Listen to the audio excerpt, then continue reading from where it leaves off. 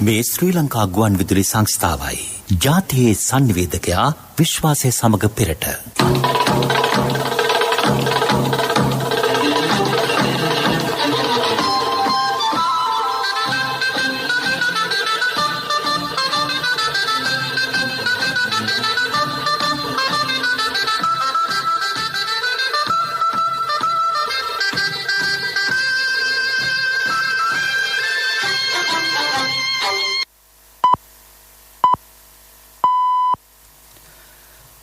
උදැසන 6යි. මේ ශ්‍රී ලංකා ගුවන් විදුලි සංස්ථාවයි.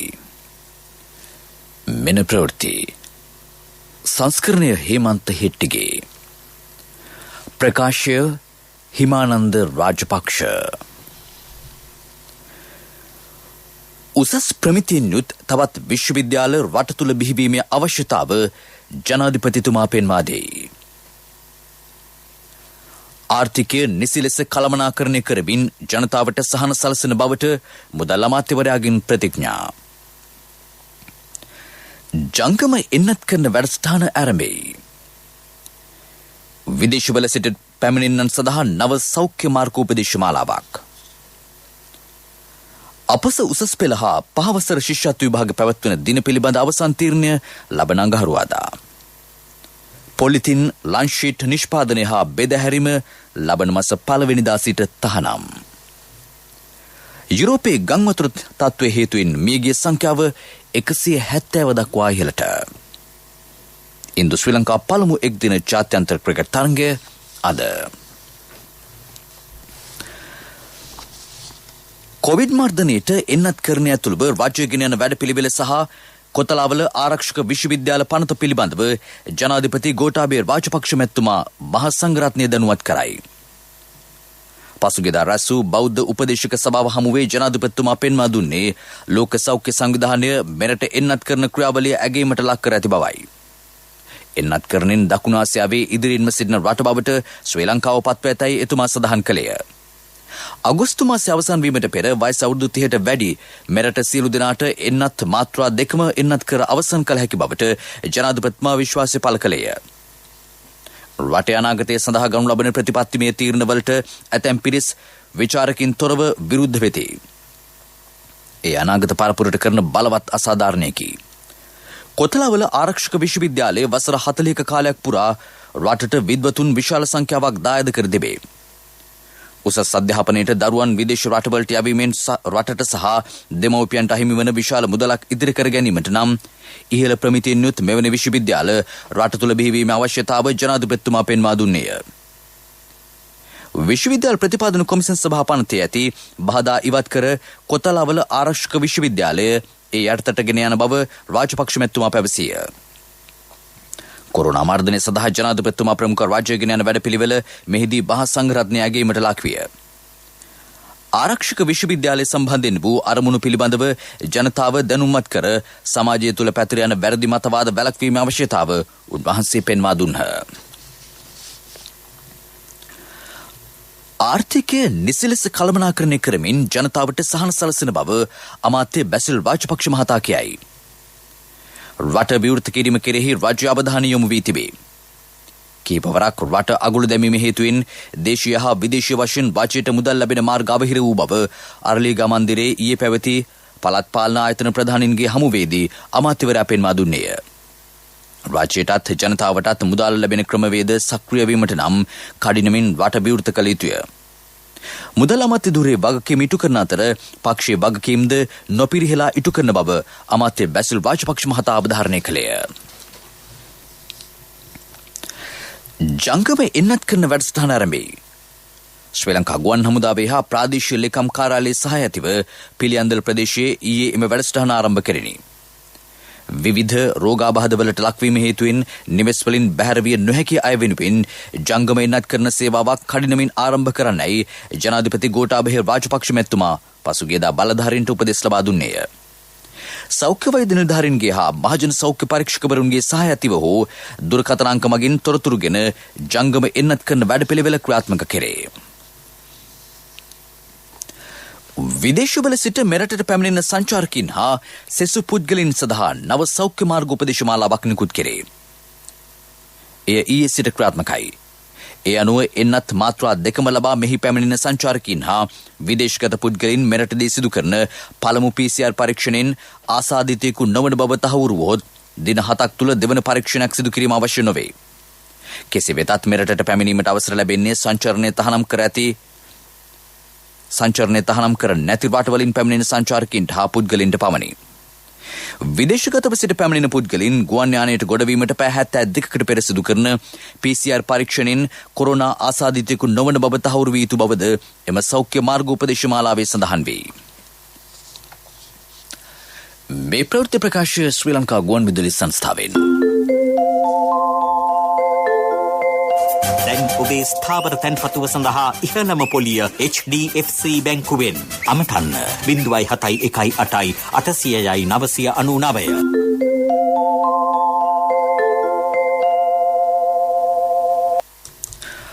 අපස උසස් පෙළ හා පහවසර ශිෂ්‍යත්ව විභාගයේ පැවැත්වන දින පිළිබඳව අවසන් තීරණය ලබන අඟහරුවාදා නිශ්චිතවම දෙනු ලබන බව අමාත්‍ය මහාචාර්ය ජී.එල්. පීරිස් මහතා පවසයි. පසුගියදා කොළඹ පැවති මාධ්‍ය හමුවකට එක්වෙමින් ඔහු පැවසුවේ එම විභාග පැවැත්වන දින පිළිබඳව විවිධ පාර්ශ්වවලින් විමසීම් ඉදිරිපත් වන බවයි. පාසල් ගුරුවරුන් එන්නත් කිරීම කඩිනමින් නිම කිරීම ඉලක්කයයි. ජාතික අධ්‍යාපන ආයතනය මගින් මෙරට ශිෂ්‍ය ප්‍රජාවගේ ප්‍රයෝජනය සඳහා නවතම රූපවාහිනී නාලිකා 10ක් ආරම්භ කරන බවද අධ්‍යාපන අමාත්‍යවරයා එහිදී පැවසිය. එම නාලිකාවල ඉගැන්වීම සඳහා දෙවේනි දක්ෂතම ගුරුවරුන් සහභාගී කරගනු ඇත. පොලිතීන් ලන්ෂිට් නිෂ්පාදනය හා බෙදහැරීම ලබන මස 1 වෙනිදා සිට තහනම් වෙයි. එම දිනෙන් පසුව ආහාර ඇසිරීම සඳහා යොදාගත හැකි දි รา පත් වන ලන්ෂිට් පමණක් බව අමාත්‍ය මහින්ද අමරවීර මහතා කියයි. සමග මටක් දැනට එවැනි ලන්ෂිට් නිපදවන අතර පරිසර අමාත්‍යවරයා පසුගියදා ඒවායේ නියෝජිතින් සමග පුළුල් සාකච්ඡාවකට එක්විය. නොදිරණ පොලිතීන් ලන්ෂිට් නිපදවන බෙදාහරින හා අලෙවි කරන පුද්ගලයින්ට එරෙහිව පනවන දඩය රුපියල් ලක්ෂය දක්වා ඉහළ නැන්වීමට පරිසර අමාත්‍යාංශය තීරණය කර ඇත. ජාතික පරිසර පනතට අනුව ඒ සඳහා දැනට අය කරන දඩය රුපියල් 10,000කි. පොලිතීන් ලන්ෂිට් නිෂ්පාදනය හා භාවිතය මුළුමනින්ම අකර්මණ්‍ය කිරීම සඳහා මෙම තීරණය ගත් බව අමාත්‍ය මහින්ද අමරවීර මහතා කියයි. පාර්ලිමේන්තුව හෙටත් අනිද්දාත් රැස් වෙයි. අමාත්‍ය උදේ ගම්මන්පිල මහතාට එරෙහි විශ්වාස භංග යෝජනාව පිළිබඳ විවාදයේදී පැවැත්වේ. පාර්ලිමේන්තුවේ පොදු ව්‍යාපාර පිළිබඳ කාරක සභාව හෙවත් කෝප් කමිටුව සහ අමාත්‍යාංශ උපදේශක කාරක සභාව ඇතුළු කාරක සභා රැස්වීම් 13ක් ඉදිරි සති 3 තුළදී පාර්ලිමේන්තුවේදී පැවැත්වීමට නියමිතයි. පාර්ලිමේන්තු මහලේකම් ධම්මික දසනායක මහතා පැවසුවේ ජාතික චිත්‍රපට සංස්ථාව හෙට කෝප් කමිටුව හමුවට කැඳවා ඇති බවයි. මහමාර්ග කටයුතු පිළිබඳ අමාත්‍යාංශ උපදේශක කාරක සභා රැස්වීමද හෙට පැවැත්වේ. අමාත්‍ය කෙහෙල් රමුකැල්ල මහතාගේ සභාපතිත්වයෙන් ජනමාධ්‍ය කටයුතු පිළිබඳ අමාත්‍යාංශ උපදේශක කාරක සභාව ලබන 20 වෙනිදා රැස් වෙයි. දිවුලපිටිය පෑලියගොඩ බන්ධනාගාර හා අලුත් අවුරුදු කොරෝනා පොකුරු වලින් වාර්තා වී ඇති සමස්ත ආසාදිතයන් සංඛ්‍යාව 2,75,328 දක්වා ඉහළයි. ඊයේද ආසාදිතයෝ 1,447 දෙනෙක් හඳුනා ගනු ලැබුහ. ඓතිහාසික රුහුණු කතරගම මහා දේවාලයේ ඇසළ පෙරහර මංගල්‍යයේ 9 වන දිනය අදයි. ගිනි පෑගීමේ උළෙල ලබන අඟහරුවාදා පැවැත්වීමට නියමිතයි. අවසන් මහ පෙරහර ඇසළ පුර 15ක පොහොයේදී ඇති ලබන සිකුරාදා වීදි සංචාරය කරයි. පසුදා මැණික්ගඟේ දී කැපීමේ මංගල්‍යය පැවැත්වීමෙන් මෙවර ඇසළ පෙරහර මංගල්‍යය නිමවට පත්වේ. සෞඛ්‍ය හේතු මත මෙවර කතරගම ඇසළ පෙරහර මංගල්‍යය නැරඹීමේ අවස්ථාව ජනතාවට අහිමි විය. මෙරට ශාස්ත්‍රීය අධ්‍යාපනයේ පුරෝගාමීකු සහ ශ්‍රී ජයවර්ධනපුර විශ්වවිද්‍යාලයේ ආරම්භය සඳහා පුරෝගාමී මෙහෙවරක් ඉටු කළ අයෙකු වන අභාවප්‍රාප්ත ජ්‍යෙෂ්ඨ මහාචාර්ය විමල්ජේ බලගල්ල මහතා සමග පැවැත් වූ විශේෂ සාකච්ඡාවක් ජාතික ගුවන්විදුලියේ සිංහල ස්වදේශීය සේවය ඔස්සේ ශාස්ත්‍රීය සංග්‍රහය වැඩසටහනින් අද රාත්‍රී 9:30 සිට ප්‍රචාරය කෙරේ. එම වැඩසටහන 2012 වසරේ පටිගත කරන ලද්දකි. සාකච්ඡාව මෙහෙව ඇත්තේ අධිනීතිඥ ආචාර්ය හරිශ්චන්ද්‍ර විජේතුංග මහතායි. ස්ථාවර තැන්පතු සඳහා HDFC බැංකුවෙන් දැන් ඉහළම පොලියක්. තැන්පතු මුදල අනුව විශේෂ පොලි අනුපාත. ජ්‍යෙෂ්ඨ පුරවැසි ඔබට ස්ථාවර තැන්පතු සඳහා සුවිශේෂ අමතර පොලියක්. විස්තර සඳහා අමතන්න 0.71 නොමැතිනම් පිවිසෙන්න ළඟමැති HDFC බැංකු ශාඛාවට. HDFC බැංකුව ඔබගේ නිවසේ බැංකුව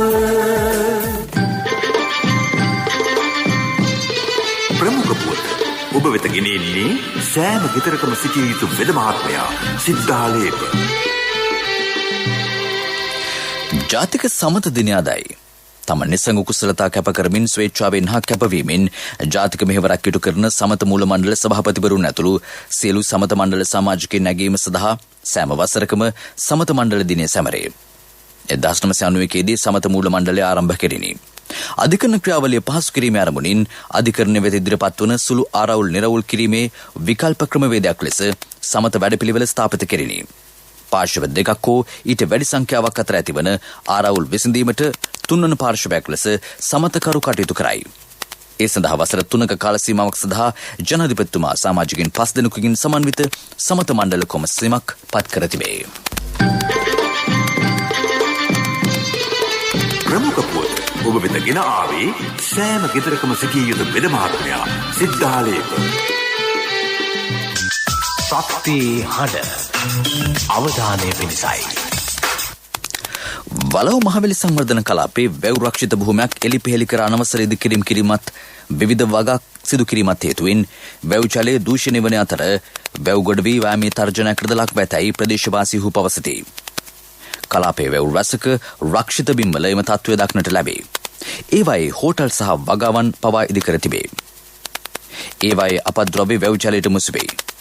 ඓතිහාසික ඌරුසිටා වැව, කිරිබන් වැව, අන්දර වැව, ජූල් වැව, චන්ද්‍රිකා වැව, හබරලු වැව ඇතුළු වැව් හා ජලාශ රැසක රක්ෂිත බිම් ප්‍රදේශ වෙන් කර රක්ෂණය කිරීමේ අවශ්‍යතාව ප්‍රදේශීය ගොවි සංවිධාන හා ජනතාව පෙන්වා දෙති.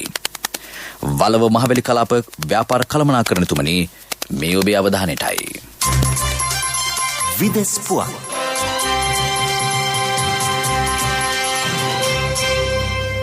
ජර්මනියට සහ බෙල්ජියමට බලපෑති ගංවතුර තත්ත්වයේ හේතුවෙන් මියගිය සංඛ්‍යාව 170 දක්වා ඉහළ යයි. එම සංඛ්‍යාව තවදුරටත් ඉහළ යා හැකි බවට අනාවැකි පළබෙමින් පවතී. තවත් විශාල පිරිසක් පිළිබඳව කිසිදු තොරතුරක් නැත. සහන කණ්ඩායම් ඔවුන් සෙවීම සඳහා දැඩි උත්සාහයක නිරතව සිටිති. පසුගිය කාලයේ පැවති දහරානිපාත වැසි සමග මෙම ගංවතුර තත්ත්වය ඇතිවිය. ප්‍රංශයේ පැරිස් අගනුවර අයිෆල් කුළුණ සංචාරකයන් සඳහා යලි විවෘත කෙරේ. කොරෝනා වෛරසයේ ව්‍යාප්තිය හේතුවෙන් වසා දැමුණු එම ප්‍රදේශ යලි විවෘත කෙරුණේ මාස 9කට පසුවයි. දෙවන ලෝක යුද්ධ සමයෙන් පසුව අයිෆල් කුළුණ එතරම් දීර්ඝ කාලයක් වසා දැමුණු පළමු අවස්ථාව මෙයයි. අයිෆල් කුළුණ නැරඹීමට යන සංචාරකින් කොරෝනා වෛරසයට එරෙහිව එන්නත් කරන ඇති බව සහතික කරන කාඩ් පත ඉදිරිපත් කිරීම අනිවාර්ය බව ප්‍රංශ රාජ්‍ය කියයි. පිරසර සංවර්ධනයක පුවත් සම්පින්ඩනය සංවර්ධන පුවත් ඔබ වෙත ගෙනෙන්නේ නවීන තාක්ෂණයේ බලමහිමය මෙල්වා QST අපේ රටේ අපේම දෙයක්. කටුනායක ජාත්‍යන්තර ගුවන්තොටුපළේ පිටවීමේ පර්යන්තයේ අලුතින් ඉදිකළ විගමන පියස ජනතා ඉදිරිපත් කිරීම පසුගියදා සිදු කෙරිණ. ප්‍රසන්න රණතුංග සහ නාමල් රාජපක්ෂ නාමාත්‍යවරුහි ප්‍රධාන ආරාධිතයෝ වූහ. ආගමන විගමන පහසුකම් පුළුල් කරමින් ගුවන්තොටුපළේ පළමු පර්යන්තය මුළුමනින්ම නවීකරණය කර තිබේ. සංවර්ධන ව්‍යාපෘති රුපියල් කෝටි 43ක වියදමින් නව විගමන පියස කවුළු 25ක් එක් කර ඇත. ගුවන්තොටුපළේ පවතින මගී තදබදය නව පර්යන්තයෙන් විසඳුම් සෙවනු ඇත. පිරසර සංවර්ධනයක පුවත් සම්පින්ඩනය සංවර්ධන පුවත් ඔබ වෙත ගෙන ආවේ බාසුන්නේ අපේ රටේ ඉන්න පුතා කීරේවලා තියෙනවා අලුතෙන් හදන ගෙදරටත් QST කම්බිම දාන්න කියලා. ඒක හොඳයි. මොනවද ඉතින් ඔය QST කියන්නේ? අද ලෝකේ නවීන තාක්ෂණයෙන් තමයි QST කම්බි හදන්නේ. අපේ රටෙත් මෙල්වා QST කම්බි හදනවනේ. ශක්තිය අතින් ඉස්තරම්. මල කෑමත් ඉතාම අඩු මෙල්වා ගින්නකට භූමිකම්පාවකට උනත් තොරොත්තු දෙනවා. නවීන තාක්ෂණයේ බලමහිමය මෙල්වා QST අපේ රටේ අපේම දෙයක්. ක්‍රීඩා පුවත් සංචාරකින් දෙකණ්ඩායම හා ශ්‍රී ලංකා කණ්ඩායම අතර තරඟ 3කින් සමන්විත එක්දින ක්‍රිකට් තරඟාවලිය කොළඹ ආර් ප්‍රේමදාස ජාත්‍යන්තර ක්‍රීඩාංගණයේදී අද ආරම්භයි. පළමු තරඟය පස්වර 3ට ආරම්භ වීමට නියමිතයි. ජාත්‍යන්තර ක්‍රිකට් කවුන්සිලේ ලෝක කුසලන සුපර් ලීග් තරඟාවලියට ඇතුළත් වන මෙම තරඟාවලියේදී කණ්ඩායම් දෙකම නවනායකින් යටතේ තරඟ බිමට පිවිසීම විශේෂත්වයකි. දශුන් චානක ශ්‍රී ලංකා එක්දින කණ්ඩායමට නායකත්වය දෙන අතර ශිඛර් ධවන් ඉන්දිය කණ්ඩායම මෙහෙමයි. ඔවුන් දෙදෙනාම එක් දින කණ්ඩායම මෙහෙවන පළමු අවස්ථාව මෙයයි. මීට පෙර පාකිස්තාන සංචාරයේදී පන්දුවාරි 2020 කණ්ඩායමේ නායකයා ලෙස දෂුන් ශානක් කටයුතු කළේය. එහිදී ශ්‍රී ලංකාවට 3-0 ලෙස ජය අත්විය. කණ්ඩායම් 13ක් එක්වන ලෝක ශූරතා තරඟාවලියේ ප්‍රසාද ලකුණු සටහනේ ඉන්දියාව 9 වන ස්ථානයේ පසුවේ. ශ්‍රී ලංකාවට හිමි වී ඇත්තේ 12 වන ස්ථානයයි. ටෝකියෝ ඔලිම්පික් උළෙල ලබන 23 වෙනිදා ආරම්භයි. ඒ පිළිබඳ විශේෂාංගයක් දැන්. විශ්වයේ මහා ක්‍රීඩා මංගල්‍ය ටෝකියෝ ඔලිම්පික් යන ගමන.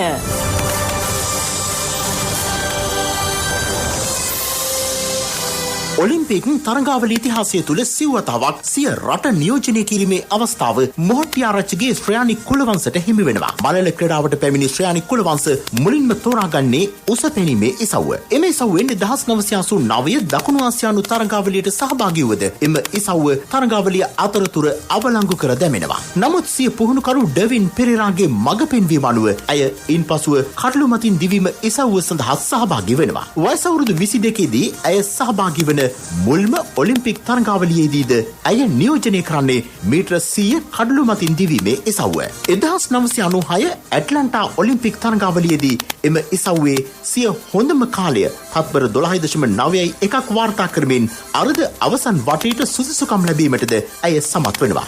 2000 සිඩ්නි ඔලිම්පික් තරඟාවලියේදීද සිය ඉසව්වේ අර්ධ අවසන් වටේට සුදුසුකම් ලබන ඇය 2004 ඔලිම්පික් තරඟමාලාවට සුදුසුකම් ලැබුවත් ඒ සඳහා සහභාගී වන්නේ නැහැ. 1989-2004 කාලය තුල මව්බිම නියෝජනය කරමින් ජාත්‍යන්තර තරඟාවලි 70කට අධික සංඛ්‍යාවකට සහභාගී වූ ඇය ආසියානු ශූරතාව පොදු රාජ්‍ය මණ්ඩලීය තරඟ ආසියානු සහ දකුණු ආසියානු තරඟාවලි වලදී මව්බිම රන් රිදියෙන් සවසන්නට සමත් වුණා. ඒ අභිමානවත් ඉතිහාසයේ අතතිව ශ්‍රයානික් කුලවංශ මෙවර ඔලිම්පික් කණ්ඩායමට සුබ පැතුම් එක් කළා. මම විශ්වාස කරනවා මෙවර අපේ ඔලිම්පික් යන ක්‍රීඩක ක්‍රීඩිකාවන් ඔවුන්ගේ දක්ෂතා උපරිම මට්ටමට ගෙනල්ලා ඔවුන්ට හැකි පමණ ඔවුන් රටට කීර්තියක් ගෙන දෙයි කියලා සහ මම සුබ පතනවා ඔවුන්ට අපේ රට වෙනුවෙන් කීර්තියක් ගේන්න ශක්තිය ධෛර්යය ලැබෙන්නේ කියලා. ටෝකියෝ ඔලිම්පික් තරඟමාලාවට තවත් හරියටම ඉදිරි වැත්තේ දින 5ක් පමණයි. විශ්වයේ මහා ක්‍රීඩා මංගල්‍ය ටෝකියෝ ඔලිම්පික් යන ගමන.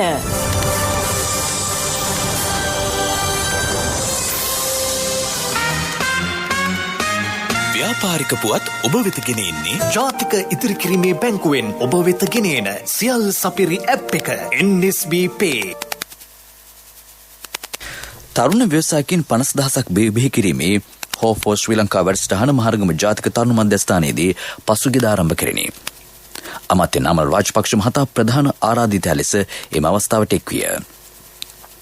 අමාත්‍යවරයාගේ මෙහෙයවීම හා අධීක්ෂණයර්ථේ ජාතික තරුණ සේවා සභාව වැඩසටහන ක්‍රියාත්මක කරයි. ඒ සඳහා දිස්ත්‍රික් මට්ටමින් පැවැත්වෙන සම්මුඛ පරීක්ෂණ මගින් තරුණ තරුණයන් තෝරා ගැනුණු ඇත. තෝරා ගන්නා කණ්ඩායම් වලට දින 5ක ව්‍යවසායකත්ව පුහුණුවක් ලැබේ. වයස අවුරුදු 18ත් 45 අතර පිළිගත් උසස් අධ්‍යාපන මට්ටමක් හෝ වෘත්තීය නිපුණතා සහතිකයක් හිමි තමාගේ ව්‍යාපාරයක් පිළිබඳ පැහැදිලි ඉලක්කයක් ඇති තරුණ තරුණයන්ට මේ සඳහා ඉදිරිපත් විය හැකිය. ව්‍යාපාරික පුවත් ඔබ වෙත ගෙන ආවේ ඔබේ සියලුම බැංකු කටයුතු වඩාත් සුරක්ෂිතව පහසුවෙන් කරගන්න ජාතික ඉතිරි කිරීමේ බැංකුවෙන් ඔබ වෙත ගෙන එන සියල් සපිරි ඇප් එක NSB Pay. මුදල් හුමාරු, බිල්පත් ගෙවීම්, ක්‍රේලෝඩ්, ක්‍රෙඩිට් කාඩ් ගෙවීම්, ලංකා QR ආදී සේවාවන් රැසක් සමගින් බැංකු ගිණුම් කිහිපයක් සමග එකවර ලියාපදිංචි වීමේ පහසුකම ඔබ කොතැනක සිටියත් ඔබේ බැංකු කටයුතු එසැනින් කරගන්න ඩිජිටල් විසඳුම Play Store හෝ App Store හරහා දැන් නොමිලේම ඩවුන්ලෝඩ් කරගන්න NSB Pay. වැඩි විස්තර ළඟම පිහිටි ශාඛාවෙන් හෝ 0112 379යි 379 අමතන්න. කොන්දේසි සහිතයි. ආර්ථික පුවත් ආවරණය ඔබේ ඕනම අවශ්‍යතාවයකට සුදුසු මූල්‍ය විසඳුම් දෙන එන අය දියුණු වෙන අය එන LOLC සමූහය එන්න දියුණු වෙන්න. ගාල්දිස්පිකේ ගෙවතු ආශ්‍රිතව කහවගාව සාර්ථකව සිදුවන බව අපනයන කෘෂිකර්ම දෙපාර්තමේන්තුවේ ගාල්දිස්පිකේ එකකේ පවසයි. මේ වන විට ගෙවතු ආශ්‍රිත වූ උසස් තත්ත්වයේ කහපැල දසදහසක් වගා කර තිබේ. එක් ගෙවත්තකට කහපැල 5 බැගින් සපයනු ඇත. කහපැල 2,50,000ක් දිස්පිකේ ගෙවතු ආශ්‍රිතව වගා කිරීමේ ඉලක්කයයි. මගේ මහත්තයා දාපු මේ රත්තරන් මුද්ද තමයි මගේ ජීවිතේ. LOLC එකට ඔයාලගේ රත්තරන් පණ වගේ. ඔයාලගේ රන් බහන්න අපි ළඟ තියනකල් ඔයාලට ජීවිත රක්ෂණයකුත් දෙන්නේ අපි විතරයි. වෙලාවට ගෙවා ගන්න බැරි වුණොත් ඔයාලගේ රත්තරන් කොහොම හරි ඔයාලටම දෙන එකයි අපේ ප්‍රතිපත්තිය. ගෙවා ගන්න අමාරුනොත් අපි කතා කරලා විසඳුමකුත් දෙනවා. මුද්දට මං හිතපු නැති ගාණක් හම්බුණා. ආපු ගමන් වැඩෙත් උනා. වටිනා තෑග්ගකුත් හම්බුණා. LOLC එක කරන ගනුදෙනුවක් රත්තරන් වටින ගනුදෙනුවක් කියන්නේ ඒකනේ. LOLC ෆයිනෑන්ස් රන් සවි රන් ණය සේවාව. රත්තරන්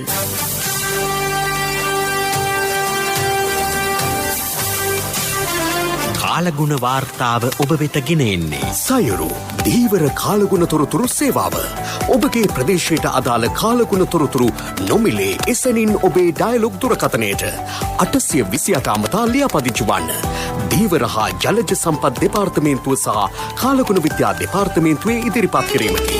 සයුරු සමග සුරැකීම. සබරගම් පළාතේ සහ මහනුවර හා නුවර දිස්ත්‍රික්කවල වරින් වර වැසි ඇතිවන බව කාලගුණ විද්‍යා දෙපාර්තමේන්තුව කියයි.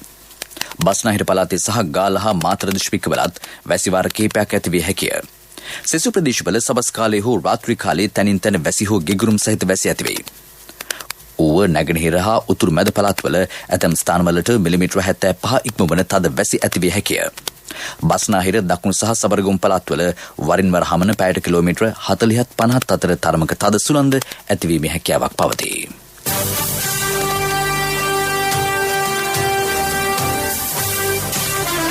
කාලගුණ වාර්තාව ඔබ වෙත ගෙන ආවේ සයුරු දීවර කාලගුණ තොරතුරු සේවාව. ඔබගේ ප්‍රදේශයට අදාළ කාලගුණ තොරතුරු නොමිලේ එසැනින් ඔබේ ඩයලොග් දුරකථනයට 828 අමතා ලියාපදිංචි වන්න. දීවර හා ජලජ සම්පත් දෙපාර්තමේන්තුව සහ කාලගුණ විද්‍යා දෙපාර්තමේන්තුවේ ඉදිරිපත් කිරීමකි. සයුරු සමග සුරැකීම. දැන් දවසේ සටහන.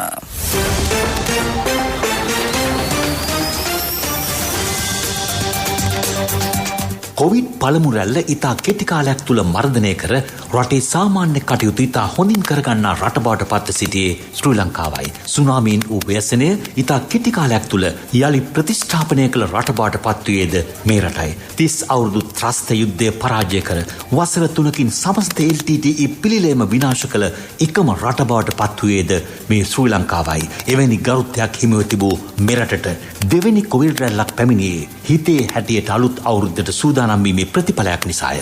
ඒ කෙසේ වෙතත් ලෝකයේ වෙනත් රටවල් හා සසඳන විට අපේ රජය කොවිඩ් මාරයාගෙන් මහජනතාව බේරා ගැනීමටත් රට යලි තිබූ තත්ත්වයට ගෙනීමටත් පුදුමාකාර කැපවීමක් සිදු කරන බව මේ රටේ ජනතාවට රහසක් නොවේ. ජාතික ආරක්ෂාවට කැපවී සිටින ත්‍රිවිධ හමුදාව පොලිසිය සමස්ත කාලයම කැප කර සිටින්නේ කොවිඩ් මර්ධනය කිරීමේ කටයුතු වෙනුවනි. ත්‍රිවිධ හමුදාවේ ඒ කැපවීම නොතිබුණා නම් ඉන්දියාවේ විශාලා නුවර සිදු සිද්ධිය මෙරටත් ඇතිවීමට ඉඩ තිබුණා. එහෙත් රජය කිසි දිනක මෙරට තුළ විශාලාවක් ඇතිවීමට ඉඩ තැබුවේ නැහැ. මේ අනුව කොවිඩ් මාරයාගෙන් රට ආරක්ෂා කිරීමට මේ කරන කැපවීමේ අගය නොදන්නා උද්ඝෝෂකයන්ට ඔවුන් කරගෙන යන රැල්ලෙන් තවත් කොවිඩ් මාරයෙක් බිහිවිය නොහැකිද? දැනටමත් ඩෙල්ටා ප්‍රභේදය තැන තැන මතුවෙද්දී උද්ඝෝෂණ රැල්ලට සම්බන්ධ වී සිටින පිරිස අතර යලි බෝවීමක් සිදුවිය නොහැකිද? ඔවුන් මෙම නීති විරෝධී රැළිවලින් සිදු කරන්නේ රටේ ජනතාව මාරයාට බිලිදීමත් රටට යලි හිස එසවීමට ඉඩ නොදීමත් නොවේද? අධ්‍යාපනයේ නිර්මාතෘවරුන් වන උද්ඝෝෂකයිනි කුමන්ත්‍රණකාරීන්ගේ බහට නොරැවටි පුංචිම හෝ නුවණක් තිබෙනවා නම් මේ උද්ඝෝෂණ නවත්වා රට රැක ගැනීමට මේ අවස්ථාවේ සිහි තබා ගැනීම ඔබේ යුතුයකම නොවේද?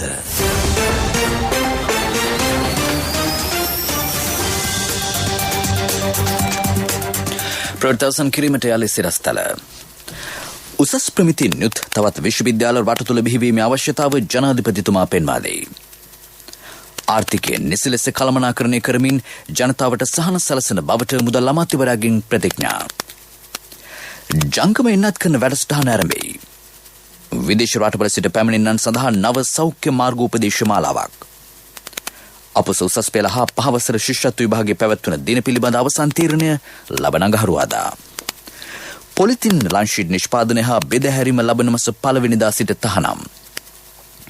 යුරෝපයේ ගංවතුර හේතුවෙන් මේගේ සංඛ්‍යාව 170 දක්වා ඉහළට. ඉන්දු ශ්‍රී ලංකා පළමු එක්දින ජාත්‍යන්තර ක්‍රිකට් තරගය අද. අපගේ මීළඟ ප්‍රධාන ප්‍රවෘත්ති ප්‍රකාශය දහවල් 12:45ට බලාපොරොත්තු වන්න. අපගේ මෙම ප්‍රවෘත්ති ප්‍රකාශය www.slbc.lk වෙබ් අඩවිය ඔස්සේද ඔබට සබන් දිය හැකිය. උදෑසන ප්‍රවෘත්ති මෙන් සමත්යි.